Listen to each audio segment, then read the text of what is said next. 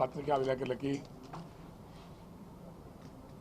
Electronic media వారికి అందరికి కూడా నా ఉదయపూర్వక ధన్యవాదాలు తెలియజేసుకుంటున్నాము. నేను వైఎస్ఆర్ కాంగ్రెస్ పార్టీ బీసీసీఎల్ సెక్రటరీగా, స్టేట్ సెక్రటరీగా ఉన్నాను.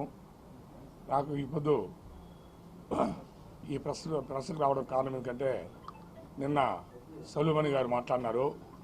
మా వల్లనే పదవి వచ్చింది, మేము అందరినీ లీడర్లు చేసినాం, మేము అందరినీ బాగా చూసుకున్నాం అని మాట్లాడుతున్నారు. అయితే వాడి గమనించిన విషయం, ఆమె 2019లో గెలవడానికి కానీ 2014లో గెలవడానికి కానీ మేమందరం కూడా మన మంత్రివర్యులు పెద్దిరెడ్డి రామచంద్రారెడ్డి గారు, డిప్యూటీ సీఎం నారాయణ స్వామి గారు, మిథున్ రెడ్డి గారు చెప్పిన మేరకు మేము పార్టీలో చేరడం జరిగింది. పార్టీలో చేరిన రోజే ఆ పొద్దే నామినేషన్ కూడా నేను పుత్తూరు మున్సిపాలిటీకి కూడా వేయడం జరిగింది. దాంట్లో కూడా నేను సీట్లో ఓడిపోయినా ఆమెను గెలిపించేదానికి ఎల్లవేళలు కృషి చేసి ఆమెను మేము గెలిపించడం జరిగింది. గెలిపించిన తర్వాత కూడా ఆమె మా మీద ఎన్నడూ కానీ ఏదో ఒక ఇది చెప్తా ఉంటుందే కానీ వీళ్ళు అది చేసినారు ఇది చేసినారు చెప్తారు కానీ మంచిగా ఇప్పుడు చెప్పింది లేదు. అలాగే 2 సార్లు ఆమె పుత్తూరు నగిరి కాన్స్టిట్యున్సీలో చెంగాడి గారి మీద, ఇక్కడ చంద్రగిరిలో ఒకసారి తెలుగుదేశంలో కూడా ఓడిపోయడం జరిగింది. అట్లా 2వ 7 వచ్చిన తర్వాత పుత్తూరుకు వచ్చిన తర్వాత నగిరి కాన్స్టిట్యున్సీకి వచ్చిన తర్వాత మేము వైఎస్ఆర్ కాంగ్రెస్ పార్టీ వైఎస్ఆర్ కాంగ్రెస్ పార్టీలో చేరిన తర్వాత పెద్ద ఆయన కానీ డిప్యూటీ సీఎం కానీ అందరూ చెప్పిన మేరకు మేమంతా చేరి పార్టీలు చేరి ఆమె యొక్క విజయాన్ని కృషి చేసి అన్ని బాగా అనుభవించి ఈ పొద్దు వాళ్ళు చేసిన అరాచకం ఎట్లుందంటే ఎక్కడ పోయినా డబ్బు డబ్బు డబ్బు డబ్బు.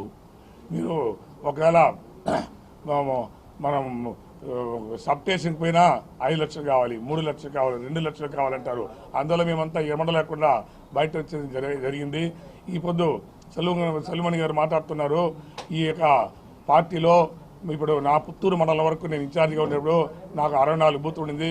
మేము అందరూ 64 బూతుల్లో కూడా నా దగ్గర మొదటి నుంచి చెంగారెడ్డి గారు ఉండేప్పటి నుంచి నేను నగిరి కాన్స్టిట్యున్సీ కానీ పుత్తూరు కాన్స్టిట్యున్సీలో సగ మండలం పుత్తూరు ఉన్నా కూడా అవన్నీ కూడా నేనే చూస్తున్నాను. నేను రవిశంకర్ ఇద్దరు కూడా చూస్తున్నాము.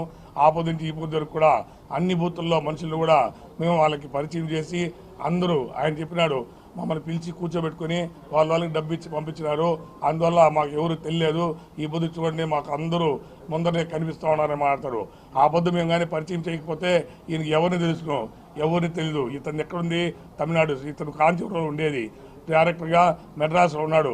వీళ్ళు అప్పుల్లో కూరకపోయింటే ఈ రోజు వచ్చి పుత్తూరు నగిరి కాన్స్టిట్యున్సీకి వచ్చిన తర్వాత ఆమె ఎమ్మెల్యే మంత్రి అయిన తర్వాత 2వసారి ఈ పొద్దు ఎక్కడో మొత్తం సంపాదించుకొని ఈ పొద్దు మమ్మల్ని అంతా ఎక్కువ ఇబ్బంది పెడుతున్నారు. మా యొక్క వర్క్లు కూడా అంటే ఏదైనా చిన్న పనిగా ఎంఆర్ ఆఫీస్ కానీ ఎండిఓ ఆఫీస్ కానీ పోలీస్ స్టేషన్ కానీ ఎక్కడ పోయినా కూడా ఇమీడియట్ ఫోన్ చేసి వాళ్ళకి చేయకూడదు, వాళ్ళకి చేస్తే నేను ఒప్పుకోను అంటే మేమేం తప్పు చేసినాము. వైఎస్ఆర్ కాంగ్రెస్ పార్టీకి పనిచేసినాము, ఆమె గెలవడానికి కృషి చేసినాము. ఆమెకి పేరే ఐరన్ లెగ్ని పెడితే మేము గోల్డెన్ లెగ్గా మార్చడం జరిగింది.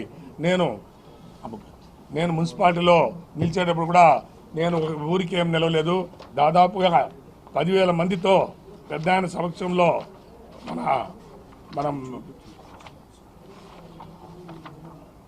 పెద్ద ఆయన సమక్షంలో 10,000 మందితో మేము చేరడం జరిగింది. ఎందుకంటే చేరడం జరిగింది ఒకరిద్దరితో కాదు.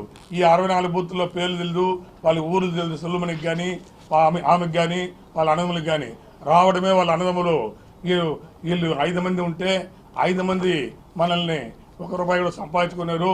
మనం ఇప్పుడే అప్పుల్లో ఉన్నాము కాబట్టి మనం ఇలా చేసుకుంటే మంచిదని మమ్మల్ని 5 మందిని దూరం పెట్టడం జరిగింది. అందులో మేము 5 మంది కూడా దూరంగా చేయడం జరిగింది. ఈరోజు నాకైతే పుత్తూరు మున్సిపాలిటీలో కానీ పుత్తూరు మండలంలో కానీ 64 బూతుల మనుషులు కానీ ప్రతి ఒక్కరిగా మీరు ఏడడిగినా ₹1 ఇంతవరకు మేము ఎక్కడ కరప్షన్ చేయలేదు, ఎక్కడ ₹1 తీయలేదు. ఈ బదులు చూస్తే పుత్తూరు మున్సిపాలిటీ కానీ పుత్తూరు మనకి కోడే వస్తూ ఉంది. ఎక్కడ చూసినా ల్యాండ్ మాఫియా, ఎక్కడ చూసినా డబ్బులు తీయడం, ఎక్కడ చూసినా అరాచకం. ఏదైనా ఒకవేళ మా వాళ్ళు మొదలయ్యారు